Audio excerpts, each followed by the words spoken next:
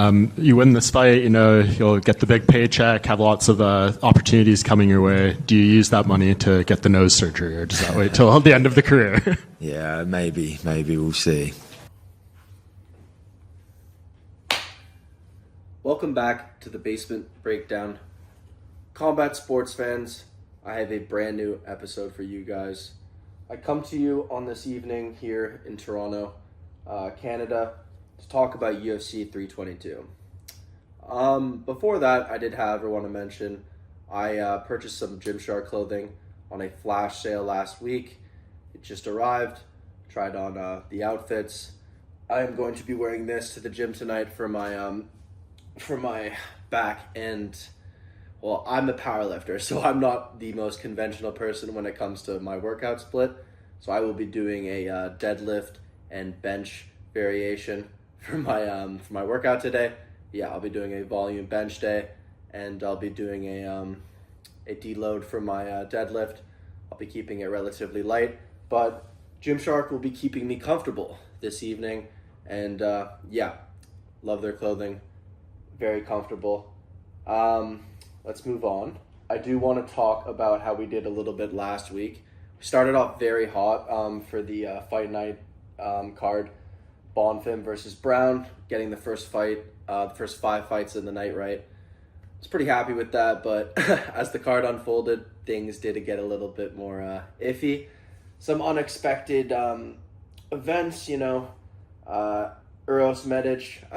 Chris Padilla, though, was one where Ishmael Bonfim, there was word of him, being injured and stuff, so I did actually have a pick on Chris Padilla. I don't think I released that to you guys.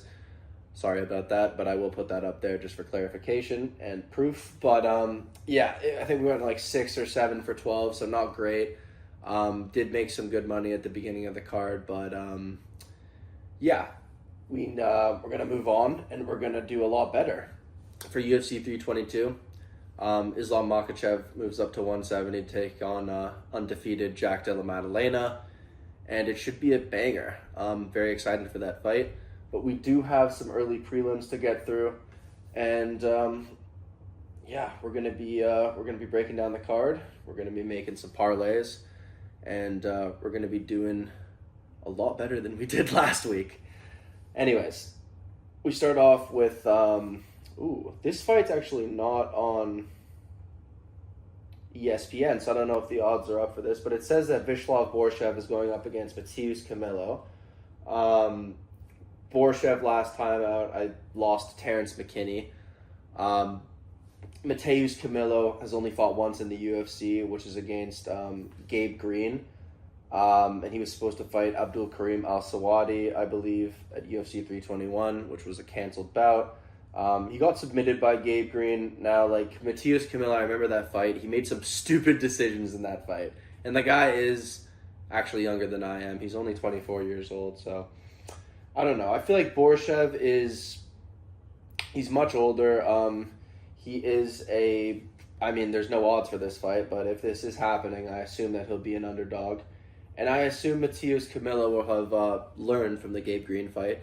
And I don't really think this will go to a decision. I think that Mateusz Camilo will probably be able to submit or finish Borshev in some shape, way, in some form. Probably via submission, which is what I'll go by. And I'll take that in the first round. I don't know why Borshev's still in the UFC. He's a tough dude, but he's lost a lot of fights. I think they just got Chris Barnett out of there, the UFC, which is, yeah, about time. Yeah, we move up. This fight, however, is on the odds for ESPN, and this is probably the biggest favorite of the card. Basengur Susakrev versus Eric McConaughey. I picked Susakrev when he was on the Contender series, and I believe he fought a week later against Eric Nolan, and just submitted him in the second round. I don't think Eric McConaughey is going to have anything for Basengur Susakrev. So with that being said, I do think Eric McConaughey, he's it's unfortunate that he has to fight this guy, and I don't know if some people are picking him. He beat Cody Brundage last time out via decision. got TKO'd by Nursulon Ruzabayev. Like, he's 10-3. I just don't see where he has anything for Susukrev, and I don't feel comfortable picking him in any shape, way, or form. So I'm not gonna go with that. We're gonna go with a Susukrev finish. I think it'll be. I don't know. Eric Bakonico's tough. Perhaps even maybe it could go to a decision, but I'm gonna go with a finish, and I think it's gonna be via submission, and I'm gonna take that in the first round.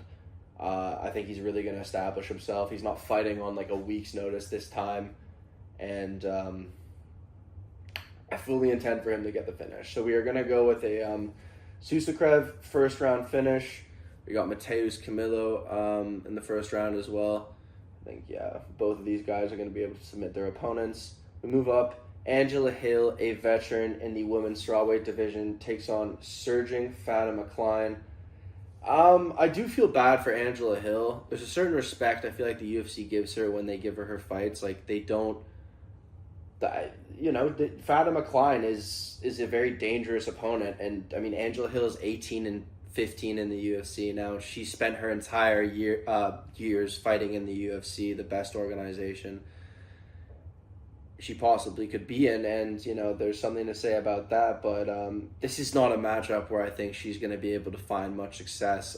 Fatima Klein's dangerous, and for a woman's strawweight, I mean, she's pretty fun to watch, I feel like. Melissa Martinez last time out, TKO.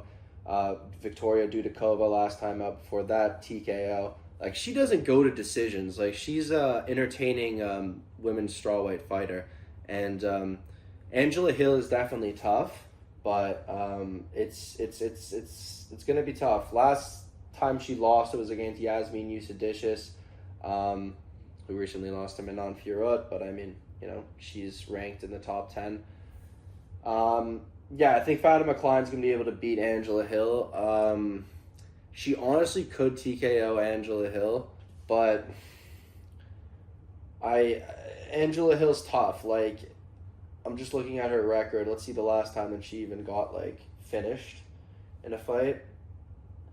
It was...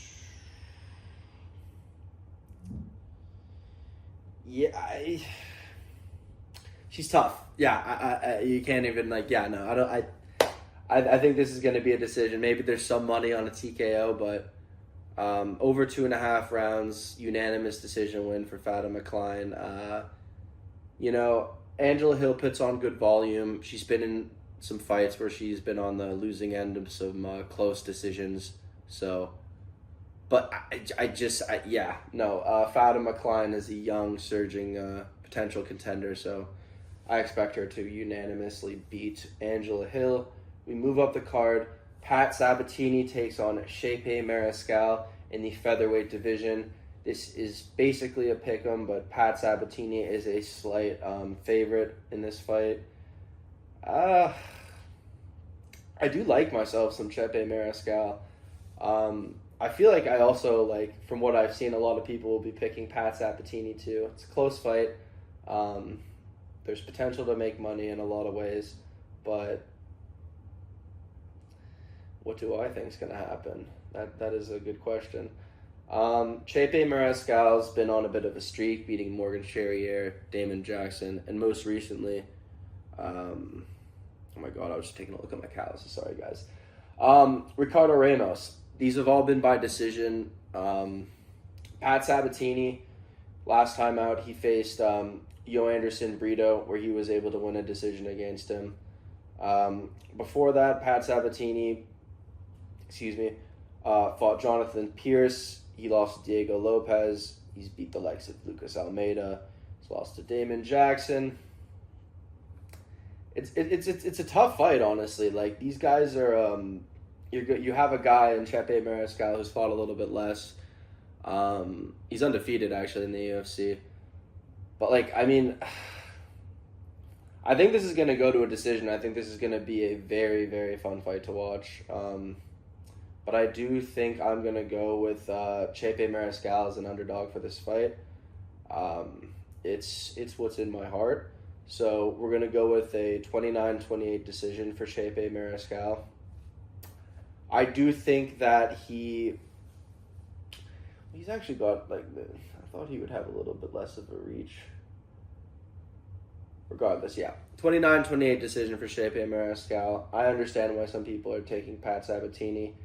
He's very dangerous, but I think this is a great fight in the featherweight division, and I'm going to go with my boy Stipe. 29-28, we move up the card. All right. The early prelims cap off with Kyle Daukaus versus Gerald Meerschaert in the middleweight division. The odds for this fight are obviously Kyle Daukaus is a heavy favorite. Last time out, he fought Michel Pereira. Kyle's got a brother, Chris Daukaus. Fought in the UFC regardless. Yeah, Kyle came back after a while. He fought Michel Pereira, and he knocked him out. And yeah, he was a heavy underdog in that fight. I had Michel Pereira, and I know a lot of people did. And now he's going to fight Gerald Meerschaert, and there's just no way that I'm going to be able to pick Gerald. His last win came up against... he lost to Michael Jancic, Brad Tavares recently, and Edmund Shabazian, where I always mention this when I talk about a Gerald Meerschaert fight. It was like the comeback of the year, and Edmund Shabazian's been looking pretty good recently. He's that fight's aged pretty well. He's on a little bit of a win streak himself. But regardless, I don't know exactly what Gerald's gonna have for the guy over here. It's gonna be tough. It's gonna be tough for him. I think Kyle Daukaus can finish Gerald Meerschaert, which is why I really do worry.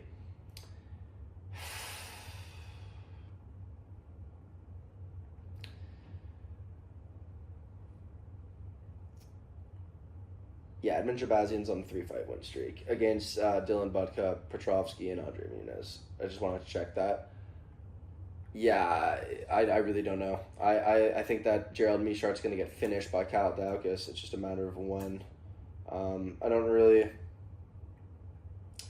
Kyle Daukaus, could he get submitted? Probably not.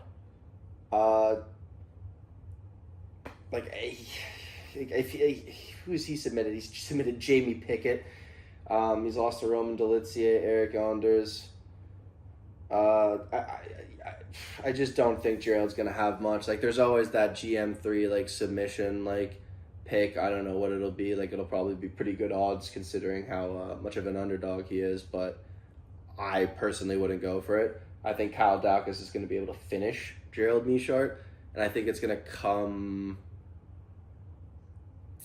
I think maybe the first round will be a little tentative. I don't know, maybe Gerald will land a couple strikes, go for maybe get a takedown. But I think Chris will be able to Kyle will be able to get back up if he does get a takedown GM3. I think that'll maybe be towards the end of the round. But I think in the second, Kyle's going to knock out Gerald.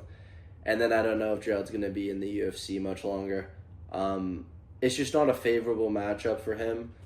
And I say that because, Kyle Daukaus, how old is Kyle? He's a relatively young man, I guess, he's 32 years old, so, he gets another, he can have a little bit of a resurgence in his career. But Gerald's, I think he's, 38, 30, he's a lot older than him, and, in this sport, the years matter, so... I think the best years are behind for him, and I don't really see any money at any point in putting money on GM3. We're gonna move on to the preliminary card, and this brings us to the bantamweight division. Malcolm Wellmaker takes on Cody Haddon. This is pretty close actually as far as odds, so. Throw this on a parlay. I really like me some Malcolm Wellmaker. Last time out, he fought Chris Moutinho.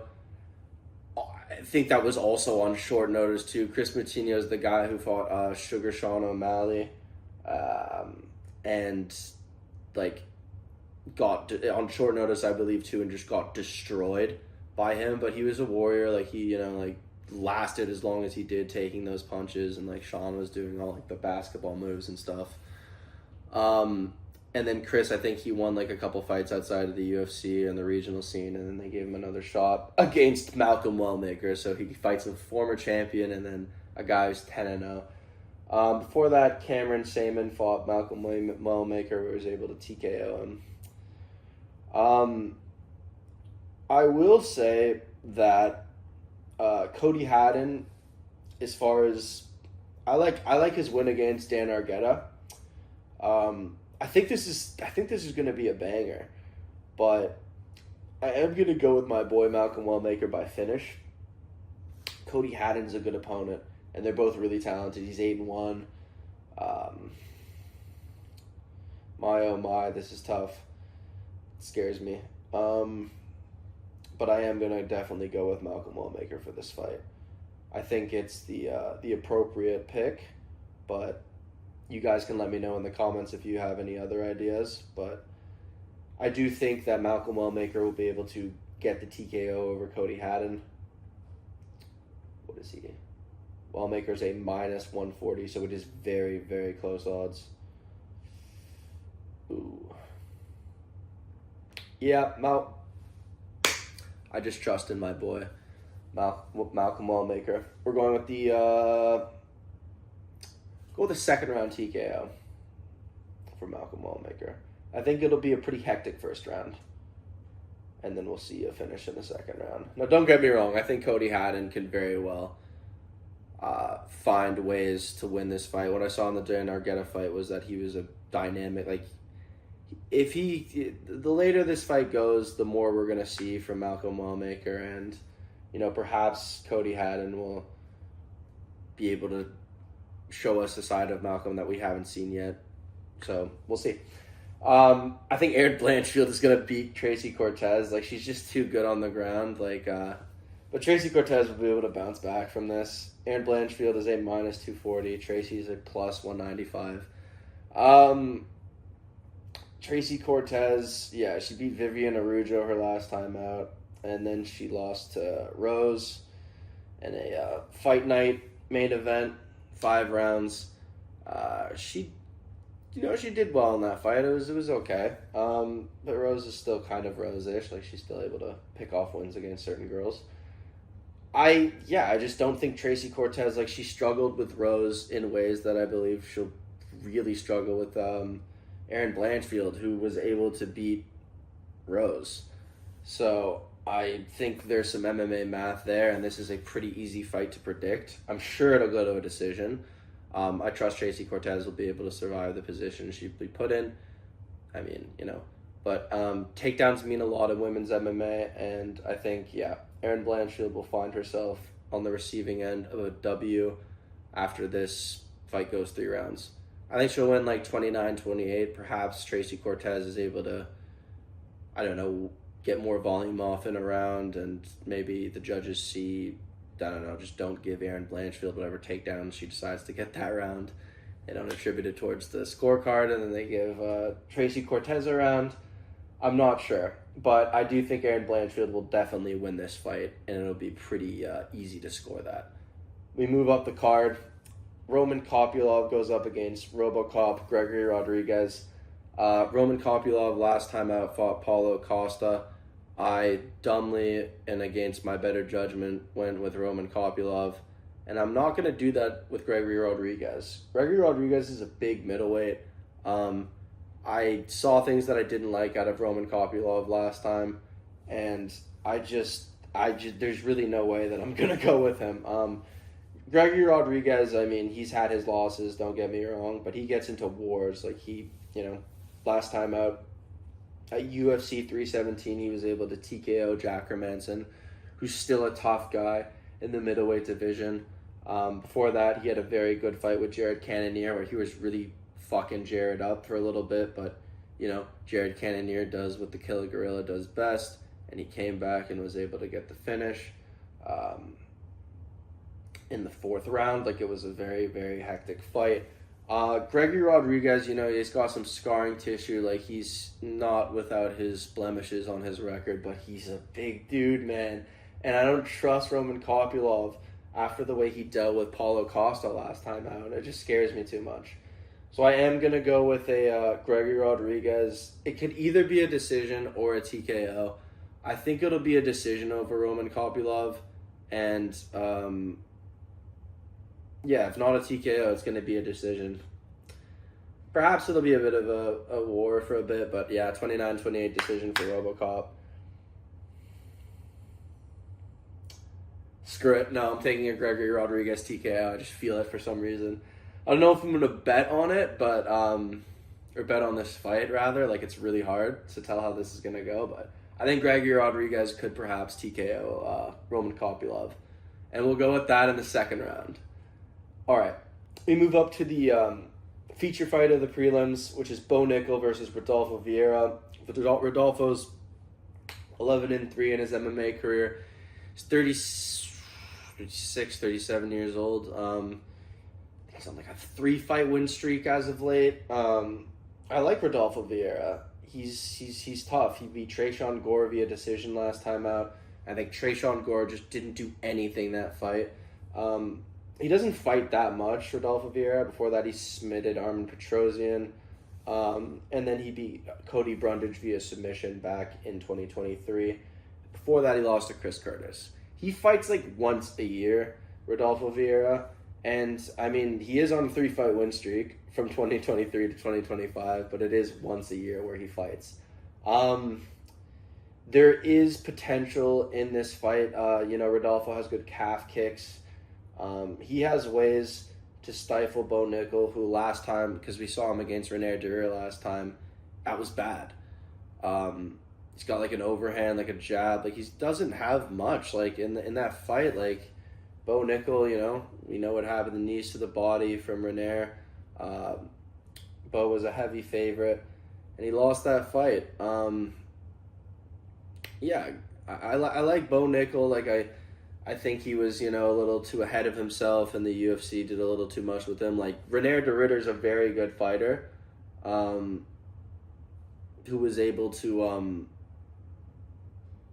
recently he lost to Brendan Allen. But René fought a lot, like, in his time in the UFC, like, 4 times in, like, 12 months or whatever. Like, he's fought a lot. René Duritter's double champ in his other federation. I feel like they just gave that to Bo Nickel too quickly, and I feel like for this fight, he'll probably be able to go back to the things that he does best, which will be his wrestling. Like, I think he'll be able to win this fight, and I don't know if I'm going to bet on Bo Nickel to win, but I do think it'll go to a decision. I don't think that Rodolfo Vieira is going to submit Bo Nickel, and I don't think that he's going to be able to finish him either. I think that this goes, over 2.5 rounds, decision. And I'm going to go with Bo Nickel winning a 29-28 decision over Rodolfo Vieira. Rodolfo fights 3 times a year. The judges will definitely be more... It'll be in more of their favor to, give Bo Nickel a decision if it's close, which it very well could be. But I think Bo Nickel will be able to get off some takedowns, get some control, perhaps land more volume. Maybe he'll be the aggressor. I worry for him after his last fight, so this isn't without its doubts. He is a minus 250, a far cry from what he was against René Duritter in his last time out. So we'll see what happens with the American wrestler, and we move on to the main card. This brings us to the lightweight division. Beneil Dariush takes on Benoit Saint-Denis. I think this is kind of short notice, but I'm going to be going with another underdog here in Beneil Dariush, who I picked last time out to beat Renato Moicano. Benoit Saint-Denis is coming off of a win against Mauricio Huffy, where he was a heavy underdog, and I picked Mauricio Huffy on UFC Paris. Here's my thing. What's my thing? My thing is that Benoit Saint-Denis got 10-7'd in the first round by Renato Moicano, who is Beneil Dariush's last opponent, and Beneil was able to win a decision over Renato Moicano, who fucked up Benoit Saint-Denis. I think Beneil Dariush was almost matched up with Mauricio Huffy for a bit. But regardless, Benoit Saint Denis is a favorite in this fight. I think because of its short notice, but like, I honestly think Benoit Saint Denis is gonna have some trouble. Like, he has that win over Kyle Prepolek and then Mauricio Huffy, who's like decently unproven. Like, fought an old Bobby Green, and then like got ranked number 15th, and then fought Benoit Saint Denis or something like that. Like, a little too fast, a little too quick. Bobby Green had been knocked out plenty of time before getting to Mauricio Huffy, so I think Beneil Dariush will be able to beat Benoit Saint Denis by decision. I think it's a good underdog pick. I think it will go to a decision, and I'm gonna go with Beneil Dariush getting himself on a nice 2-fight win streak. Yeah, I mean, he was once almost considered for a title. I don't think he'll ever be able to get himself back there. But the fact is, he just beat the guy who fought Islam for a title last time out, who's fighting in this main event by decision. And now he's fighting Benoit Saint Denis. Yeah, Beneil Dariush, 29-28. We move up the card. This is a tough one. Leon Rocky Edwards is on a 2-fight losing streak to Sean Brady, and before that, the former champ Bilal Muhammad. Bilal Muhammad, like, that fight, it was kind of late, like, or like in like England, like, he looked really tired walking out into that fight. Like, there were some complications for that. He won 2 rounds. He almost had Bilal finished at the end of the 5th, but he, got ragdolled. He got thrown around a lot of that fight. He got out struck. I think in the 2nd round he had Bilal's back most of the round, but not good. Then he goes up against Sean Brady and gets submitted. And now he goes up against Carlos Praches. The thing is about Carlos is, like, he's not, like, gonna go for takedowns. Like, this is going to be a striking match. Last time out, Carlos Praches beat Jeff Neal, vicious TKO.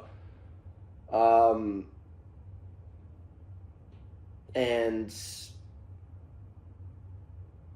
this fight, it's scaring me so much. Yeah, he beat Jeff Neal via TKO. He's a fighting nerd. He suffered his first loss to Ian Gary.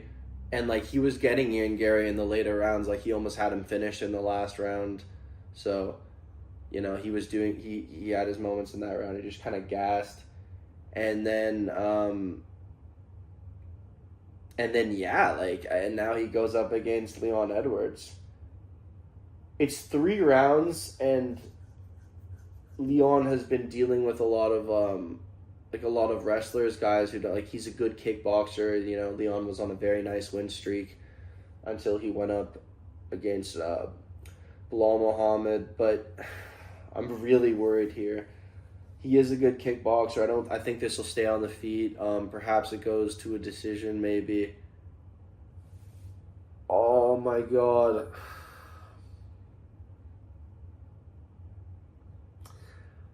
I don't know. It's really tough. I think, like, Leon Edwards is gonna try and keep himself safe as much as possible.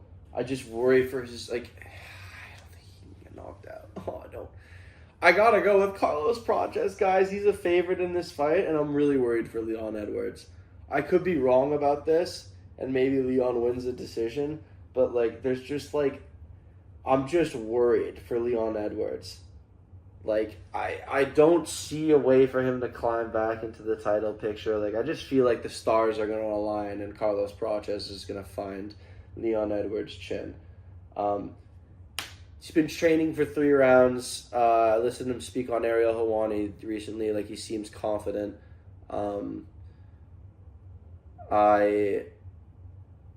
First Jamaican champ in the UFC. Like, I love Rocky. Head kick of Kamaru Usman. Like, I'm just really worried about this fight, and I think it's against my better judgment to pick Leon Edwards because it's not what's in my heart, and I'm going to be sweating that the entire time. So I'm going to go with a Carlos Praches TKO of Leon Edwards. It could go to a decision. I am worried sometimes because Carlos Praches takes a while to step on the gas, which is the problem he had against Ian Gary. And, Leon Edwards does like to point fight, but it's going to be tough. Carlos Praches is going to be in his face. And we'll see if Leon Edwards tries to work those takedowns. He very well could. That could be a real possibility. I hope that's not the case, and then Leon just wins the decision over Carlos Prates. But I'm going with a Carlos Prates TKO. I really had to talk that out in my head. Michael Morales goes up against Sean Brady. Sean Brady beat Leon Edwards, and I think he's fighting a dude who's lower ranked than Carlos Prates. Weird. I mean, I guess Sean Brady, you can't have him fight for a title, considering who we have in the title matchup on this particular card. But Michael Morales is an interesting opponent for sure. Definitely very dangerous. Michael Morales has he reminds me a lot of Carlos Prates, both these guys just kind of coming up in the welterweight division, knocking the shit out of people. I feel like somewhere down the line they'll have to fight, and that'll be a really good fight. I'm really excited for that when it happens. But yeah, Michael was able to TKO Gilbert Burns last time out, and before that he beat Neil Magny in similar fashion via TKO in the first round.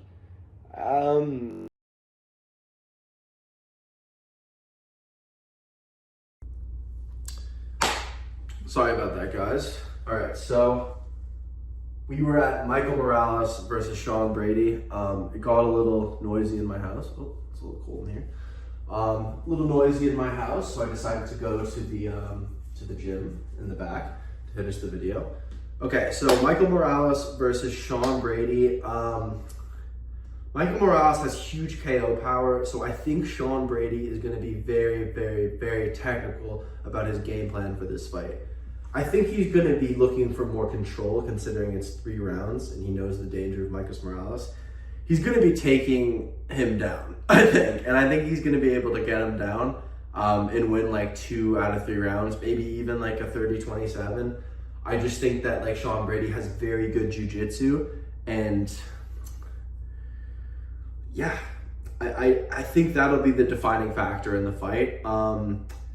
If there is perhaps money on Morales TKO, perhaps, but I think it's going to go to a decision, and that control is going to be the biggest dictator of who wins this fight. I think Sean Brady's going to get that control, win 2 out of 3 rounds, and yeah, I think that's the way the fight's going to go.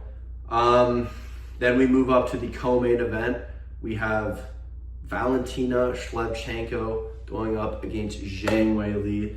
ZHANG WEILI is moving up a weight class. She fought Tatiana Suarez last time out.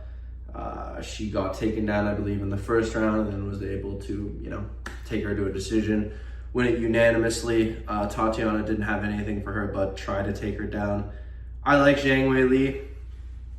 I like Valentina Shevchenko a lot. She might be one of my, or if not my favorite women's MMA fighter. She's great. She's fought all the GOATs. She's even fought Amanda Nunes before.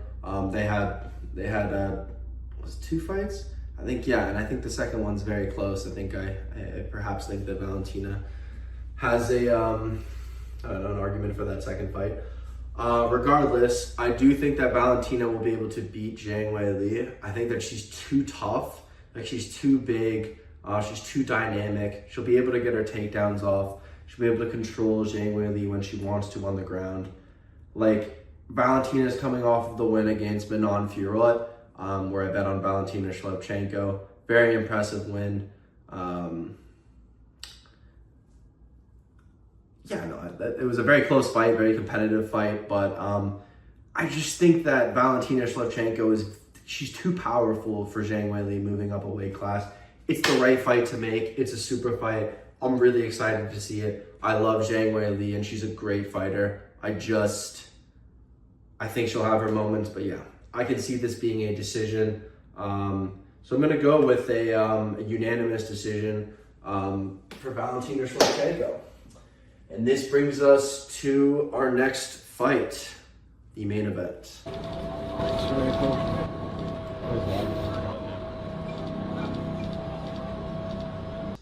170 pounds, welterweight strap, Islam Makhachev moving up a weight division after taking on the notorious Renato Moicano after Arman Petrosyan pulled out. I mean, not Arman Petrosyan, Arman Sarukian pulled out because of a back issue only a day before the actual fight. Yeah. Now he takes on JDM, who's undefeated. He's had some close fights, I believe, with Basil Hafez. Gilbert Burns took him down, I believe, 7 times in their fight, but he was able to TKO him in the 3rd round. Obviously, he took the belt off of Bilal Muhammad. He was able to, Chris boxing, nullified Bilal Muhammad's takedowns. I see Bilal Muhammad kind of, in a way, like a, not mini Islam Makhachev, because, I mean, he is, I guess, he's been fighting at a heavier weight class for a majority of his career. But like their style, I guess, of like wrestling and just certain things about their game do relate to each other based upon, who they train with, where they train, the Khabib camp and stuff. But yeah, Islam's going to be tough. So this is a really hard one for me. I really like JDM. Islam's on like a 15-fight win streak. He beat Charles Oliveira. He beat Volk twice, once on short notice.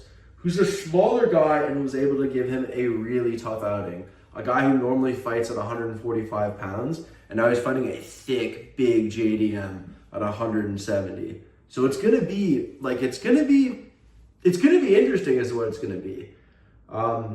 Yeah, I really rate JDM. I think this will go to a decision. There's potential perhaps for a submission from Islam. I believe he's almost a minus 275. And I'll also mention that Valentina Shevchenko, I think she's a slight favorite over ZHANG WEILI, like only like a minus 125 or a minus 150. I think the odds should be a little bit different, but I guess we'll wait till the actual fight. But yeah, I'll definitely be betting on that. But yeah, Islam Makhachev, JDM. Is that the heater? I think that Islam Makhachev will be able to win a decision over JDM, which is why I'm going to take him in this fight. But that's where my brain's at. My heart's at JDM, which is why I'm actually going to, this is weird, but I'm going to bet on JDM because I like him so much. I'm going to have a little side bet for JDM to win a decision. I think maybe either win by decision or TKO. I think that's what I'm going to do. Just for fun, because I like him so much, and I know that I'm picking against him, but I still want to support him in a way. So I'm going to do that. But yeah, I think that, Islam's been taking creatine. No, I think it's going to be tough. Basil Hafez, Gilbert Burns, we've seen guys get JDM down. It's not like, but he's able to get back up and, find himself on the feet. And I think his boxing is extremely crisp. It's going to be a good fight. I think Islam's a better striker than a guy like Bilal Muhammad, but I'm very interested to see how this goes, and I'm gonna throw money on, I said either a JDM TKO or decision, or there'll be some special for either one of the two to happen. So I'll put a little cheeky bet on that. I'm not gonna be giving the official bets in this video. I'm actually just gonna do the predictions. I'll edit this and release it. And then what I'll do is Harrison will join me tomorrow and we'll do an actual betting segment where we, we put together parlays and we'll just be doing that. We'll just be placing bets and we'll be giving you guys our bets, and yeah, we'll do all that good stuff tomorrow. I think that should be its own little segment by itself, and I should just have this. All right, guys. So Harrison was unfortunately not able to join me to do the betting segment, but I have made 3 separate parlays as well as an extra bet, which I mentioned because I love JDM so much. I'm just going to be throwing some of my winnings that I've made in previous bets on JDM just because I love him so much. I'm also just going to add in a couple of my basketball bets and hockey bets that I've made this week, just to show you guys that it isn't just UFC and MMA, and this channel will predominantly be focusing on that, but perhaps there will be certain times where I'll post perhaps a parlays for basketball or something. Now, I won't do actual videos on it, but it's just a little extra way to make some money. Anyways, guys, Good luck, enjoy, and yeah, let's go. UFC 322 should be a banger, and I'm really excited to watch it. Perhaps I'll do a live stream. Let me know in the comments. Basement Breakdown out. Hopefully, no, we will do better this week. I'm super excited for this card. Little bit of a change of scenery at the end of the video, but the gym is my second home. This is where I like to hang out. So thank you so much for joining me on this episode for UFC 322. We will be back soon. Basement Breakdown out.